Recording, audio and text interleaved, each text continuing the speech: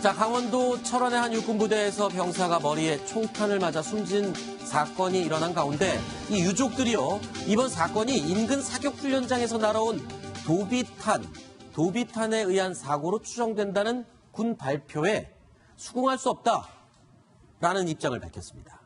먼저 유가족의 목소리 듣고 이야기 나눠보겠습니다. 보통 우리가 할 때 사격장에서 오발탄으로 사망을 한다는 것은 있을 수가 없는 일입니다. 그런데 왜 그럴 수밖에 없었던지, 왜 통제되지 못했던지.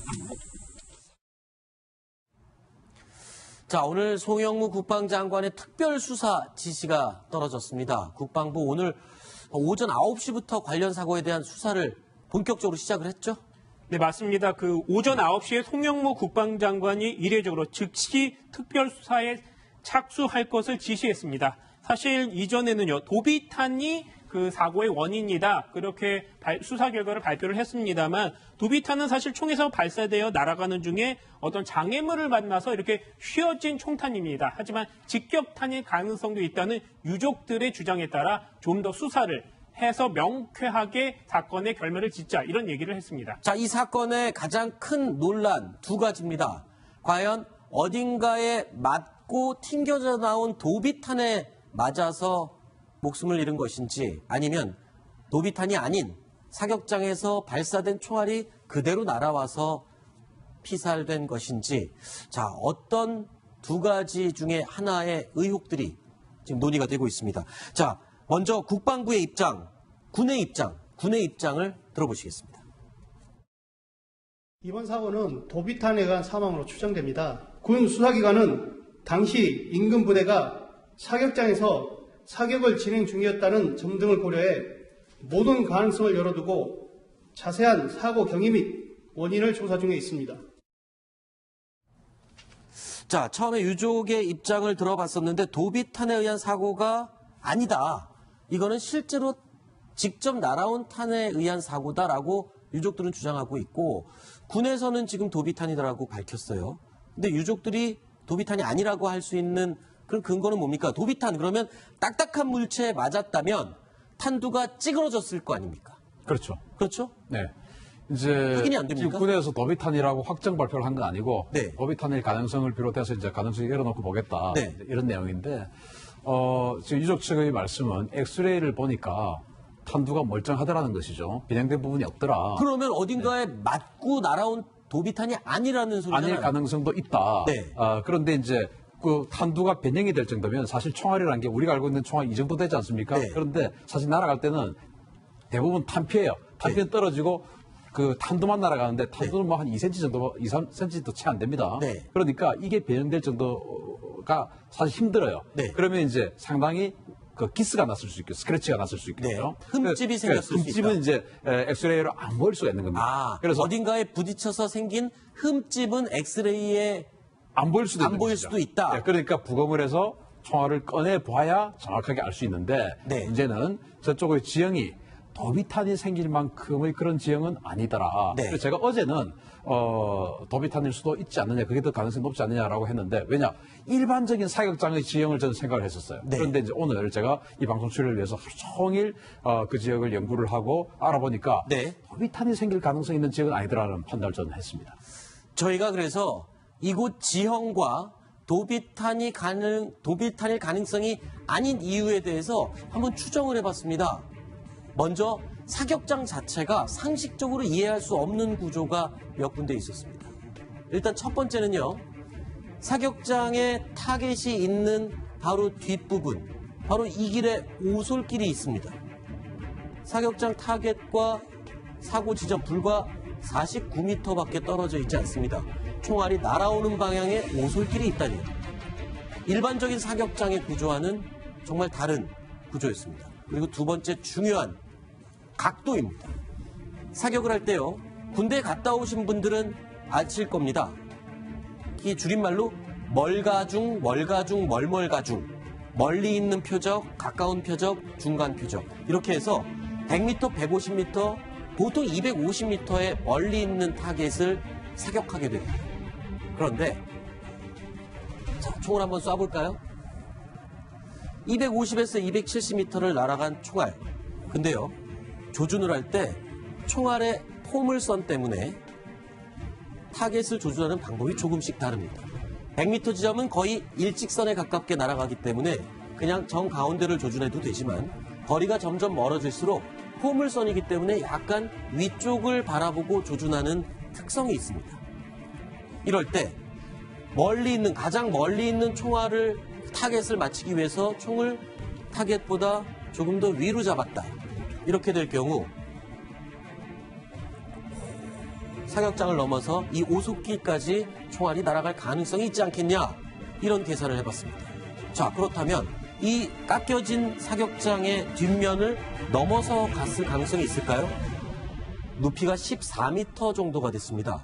그렇다면 사격 지점에서 총을 각도 1도 정도 올렸을 때 300m 떨어진 지점은 얼마나 높아질까요? 계산을 저희가 한번 해봤습니다.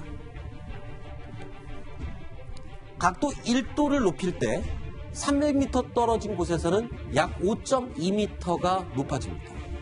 그러니까 총을 쏠 때 3도면 아주 미미한 각도입니다.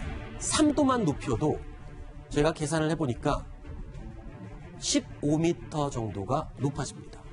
앞에 지도로 다시 한번 돌아가 볼까요? 사격 지점에서 총의 총구를 3도만 높여도, 조금만 높여도 뒤에 막을 수 있는 깎인 산보다 높이 15m를 올라가서 총을 쏴볼까요? 피해자가 있는 지점까지 날아갈 수 있다는 겁니다. 자, 저희가 유추해본 이 각도와 사격장의 위치의 비밀, 어떻게 보십니까? 네, 아주 정확하게 분석을 하셨습니다. 네. 사격 지점에서부터 원래 최대 가장 먼 타겟은 250m 지점인데 아마 이 사격장을 만들 때는 뭐 GPS나 이런 게 없었나 봐요. 네. 그래서 실제로 지금 재보니까 277m 지점에 있었어요. 네. 그리고 어제 뭐 다른 보도에는 한 400m 되고 이 도로 오솔길까지는 한 460m다 이렇게 이야기하던데 실제로 재보니까 오솔길까지가 이 사격 지점에서부터 오솔길까지 340m였습니다. 그런데 K2 소총의 유효 사정거리가 460m예요. 네. 그러니까 340m에 있다면 완전히 유효 사정거리 안에 있는 겁니다. 네. 그리고 사격장 뒷부분은 당연히 이 흙벽으로 되어 있습니다. 흙벽. 그 흙벽의 높이가 지금 앵커께서 말씀하신 것처럼 14m예요. 그 14m 바로 위에서부터 도로까지는 불과 40m입니다. 네. 40m인데 거기에 뭐 특별하게 장애물이 있는 게 아니고 그냥 숲이에요. 숲풀입니다. 네. 거대한 나무가 있는 게 아니고 네. 주로 숲풀입니다. 그러니까 네. 이걸 뚫고 지나간 거죠. 그래서 이걸 뭐 좀 심하게 표현하면 타겟 뒤에 그 목표물 뒤에 우리 28명의 병사가 지나갔다고 하니까 병사들이 서 있은 겁니다. 네. 그렇게도 이야기할 수 있는 거거든요. 그렇군요. 그래서 방금 말씀하셨듯이 3도만 높여도 맞을 수 있는 겁니다. 네. 그런데 또 멀리 있는 250m 지점에 타겟을 쏘려면은 네. 높이 쏴야 됩니다. 네. 그러니까 약간만 더 높여도 맞을 수 있는데 그렇죠. 맞았다는 것은 이건 전적으로 해당 지휘관의 책임일 소재가 아주 크다라고 봅니다. 어제도요, 저희가 이 사격장 주변 실제로 사격을 할 경우에는 이 소개 작업이 벌어집니다. 경고 방송이 나가고 사이렌이 울리고요.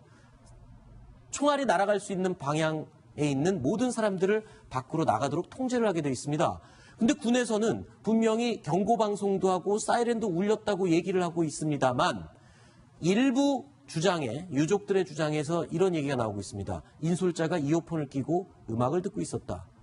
이런 얘기가 나왔어요. 그러니까 그런 이 어떤 사이렌이나 경고 방송이 실제로 있었는지에 대해서도 의견이 좀 갈리고 있는 상황이고 네. 있었다고 하더라도 지금 인솔자가 이어폰을 끼고 음악을 듣고 있었다라고 하기 때문에 인솔자는 그 소리를 못 들었을 수도 있는 것이죠. 네. 그러니까 지금 보면 이 사격을 하는 해당 부대 그리고 이 작업을 한 28명의 병사가 작업을 한 부대 이 둘 다 문제가 있는 겁니다. 그러니까 네. 사격을 하는 부대에서는 정확하게 거기에 이제 이 경계병들을 배치를 해서 사격에 정확한 아까 3도 만약에 높이지 않는 그대로 할 수 있도록 정확하게 지도 감독을 했어야 되는 것이고 네. 그리고 이 작업하는 부대에서는 저 현장을 저 상황에서 지나면 안 되는 거죠. 그렇죠. 예, 그런데 지금 이동을 했다라는 것은 전혀 통제가 안 된 상태에서 안전 불감증 속에서 이 사격 훈련이 이루어졌다라고 봐야 되기 때문에 상당히 문제가 알겠습니다. 심각해 보입니다. 지금 군이 정밀 조사를 들어갔는데 하나 궁금한 게 있습니다. 만에 하나 유탄이든 그러니까 도비탄이든 아니면 실수로 날아간 총알에 사고를 당했든 그 총알이 발사된 그 총을 찾을 수 있습니까? 말하자면 누가 쐈는지를 찾을 수 있습니까? 아니면 그 쏜 소대까지만 찾을 수 있는 겁니까? 소대까지만 찾을 수가 있죠. 왜냐하면 총알은 네. 번호가 없습니다. 네. 그러니까 또 그 어떤 또 설사 번호가 있다 하더라도 이 번호를 어느 총에 지급이 총에게 됐는지. 지급이 됐는가를 알지 못합니다. 타겟을 몇 개를 맞췄는지 다 맞춘 사람들을 제외하고 못 맞춘 사람들의 가운데서 골라낼 수는 없나요? 그런데 270m 우리 황인크께서도 쏴보셨지만 네. 다 맞습니다. 네. 저기 아마 12명이 쐈다면 다 맞은 사람 잘 없을 겁니다. 네. 예, 그리고 또 옆에 있는 것도 가끔 쏘기도 합니다. 그래서 저는 사실은 굳이 쏜 사람을 찾지는 않았으면 좋겠습니다. 왜냐? 쏜 사람도 무슨 책임이 있습니까? 쏜 사람이 또 똑같이 의무복무하러 간 병사예요. 그 사람을 찾아서 평생 트라우마를 주겠습니까? 저는 그거 말고 이 일이 있게 한 그 지휘관들이 전적으로 잘못했다. 그리고 알겠습니다. 그 부사관이 중사인데 인솔하는 부사관이 어떤 데 보면 뭐 음악을 크게 틀었다 아니면 이어폰을 꼈다라는 게 있는데 이어폰을 꼈다면 정말 나쁩니다. 알겠습니다. 왜냐하면 병사들도 휴대폰 너무 좋아합니다. 알겠습니다. 그런데 하지만 그 자기 부분은 이제 혼자서는 확인된 부분이 아니고 일부 유족의 주장이기 때문에 그 부분은 저희가 단정적으로 이야기를 하진 않겠습니다. 군에서 정밀 조사를 하고 있고요. 일단 도비탄인지 아닌지 여부가 확인이 돼야 오늘 우리가 가능성을 늘어났던 이 얘기들 중에 한 가지를 할 수가 있을 것 같습니다. 자, 신인균 자주국방 네트워크 대표님은 여기서 인사를 드리도록 하겠습니다. 오늘 말씀 고맙습니다. 감사합니다. 흠집이 생겼을 수 흠집은 있다. 이제 엑스레이로 안 보일 수가 있는 겁니다. 아, 그래서 어딘가에 부딪혀서 생긴 흠집은 엑스레이에 안 보일 수도 안 있는 보일 것이죠. 수도 있다. 네, 그러니까 부검을 해서 총알을 꺼내 봐야 정확하게 알 수 있는데 네. 문제는 저쪽의 지형이 도비탄이 생길 만큼의 그런 지형은 아니더라. 네. 그래서 제가 어제는 도비탄일 수도 있지 않느냐, 그게 더 가능성이 높지 않느냐라고 했는데 왜냐 일반적인 사격장의 지형을 저는 생각을 했었어요. 네. 그런데 이제 오늘 제가 이 방송 출연을 위해서 하루 종일 그 지역을 연구를 하고 알아보니까 네. 도비탄이 생길 가능성이 있는 지역은 아니더라는 판단을 저는 했습니다.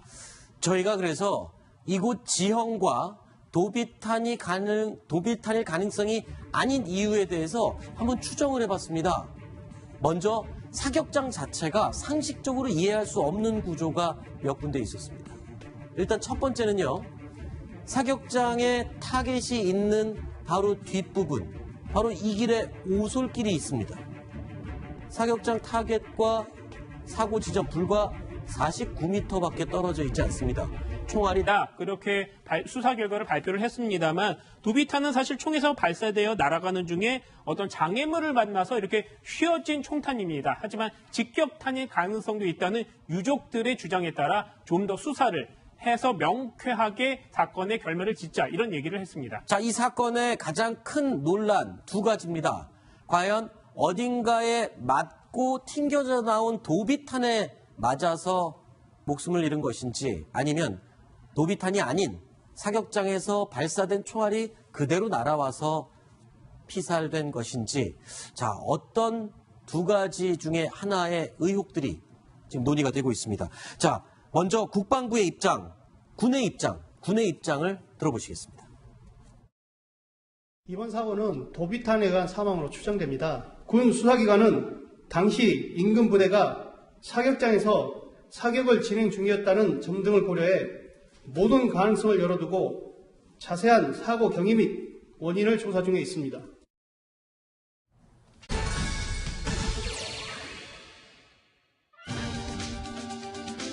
자, 강원도 철원의 한 육군부대에서 병사가 머리에 총탄을 맞아 숨진 사건이 일어난 가운데 이 유족들이요, 이번 사건이 인근 사격훈련장에서 날아온 도비탄에 의한 사고로 추정된다는 군 발표에 수긍할 수 없다라는 입장을 밝혔습니다.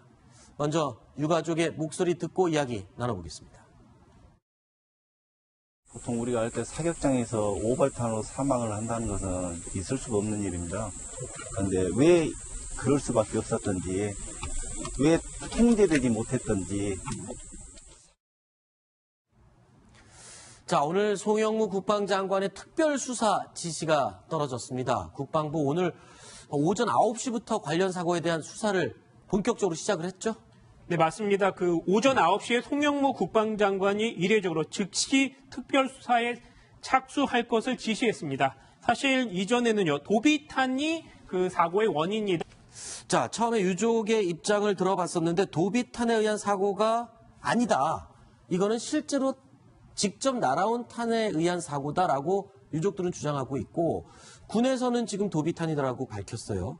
근데 유족들이 도비탄이 아니라고 할 수 있는 그런 근거는 뭡니까? 도비탄 그러면 딱딱한 물체에 맞았다면 탄두가 찌그러졌을 거 아닙니까? 그렇죠. 그렇죠? 네.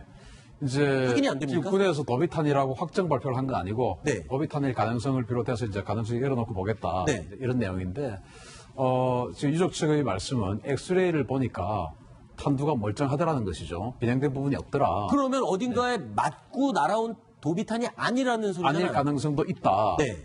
그런데 이제 그 탄두가 변형이 될 정도면 사실 총알이라는 게 우리가 알고 있는 총알 이 정도 되지 않습니까? 네. 그런데 사실 날아갈 때는 대부분 탄피예요. 탄피는 네. 떨어지고 그 탄두만 날아가는데 탄두는 뭐 한 2cm 정도, 2, 3cm도 채 안 됩니다. 네. 그러니까 이게 변형될 정도가 사실 힘들어요. 네. 그러면 이제 상당히 그 기스가 났을 수 있고 스크래치가 났을 수 있겠죠. 네, 날아오는 방향에 오솔길이 있다니. 일반적인 사격장의 구조와는 정말 다른 구조였습니다. 그리고 두 번째 중요한 각도입니다. 사격을 할 때요, 군대에 갔다 오신 분들은 아실 겁니다. 이 줄임말로 멀가중, 멀가중, 멀멀가중, 멀리 있는 표적, 가까운 표적, 중간 표적 이렇게 해서 100m, 150m, 보통 250m의 멀리 있는 타겟을 사격하게 됩니다. 그런데 자, 총을 한번 쏴볼까요? 250에서 270m를 날아간 총알. 근데요, 조준을 할 때 총알의 포물선 때문에 타겟을 조준하는 방법이 조금씩 다릅니다. 100m 지점은 거의 일직선에 가깝게 날아가기 때문에 그냥 정 가운데를 조준해도 되지만 거리가 점점 멀어질수록 포물선이기 때문에 약간 위쪽을 바라보고 조준하는 특성이 있습니다. 이럴 때 가장 멀리 있는 총알을 타겟을 맞추기 위해서 총을 타겟보다 조금 더